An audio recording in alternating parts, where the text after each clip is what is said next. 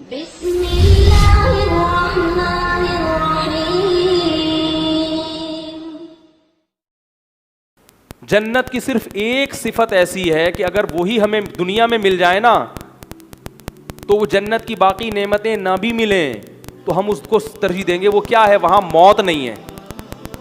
اگر دنیا میں ہمیں کوئی یہ کہے کہ زنا مت کرو، شراب مت پیو، سگریٹ چھوڑ دو، نمازوں کی پابندی کرو، والدین کی اطاعت کرو، حلال کماؤ، حرام بولو نا مت کماؤ، داڑھی رکھ لو، بدنظری چھوڑ دو، انٹرنیٹ پر بیہودہ فلمیں دیکھنا چھوڑ دو، یہ کرو وہ کرو، جو بھی اسلام کے احکام ہیں، آپ کو ملے گا کیا؟ کچھ بھی نہیں. ہمیشہ کے لیے زندگی مل جائے گی، موت نہیں آئے گی.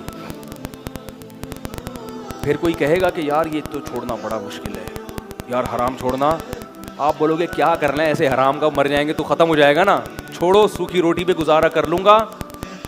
لیکن حرام کی طرف علامہ مناوی رحمہ اللہ تعالی، بہت بڑے بزرگ عالم گزرے، انہوں نے فرمایا کہ جنت اگر مٹی کے گھروندے کی ہوتی نا، مٹی کی، اس میں ڈیفینس کے بنگلے نہ ہوتے، مٹی کی ہوتی اور سوکھی روٹی چائے میں ڈبو کے، چائے تو میں اپنی طرف سے کہہ رہا ہوں، سوکھی روٹی ملتی جنت میں، چائے میں ڈبو کے کھاؤ گے. جنتیوں کو یہ کہا جاتا.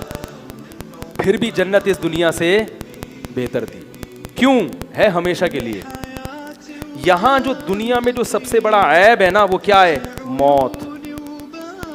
سب سے بڑا عیب کیا ہے اس دنیا کا؟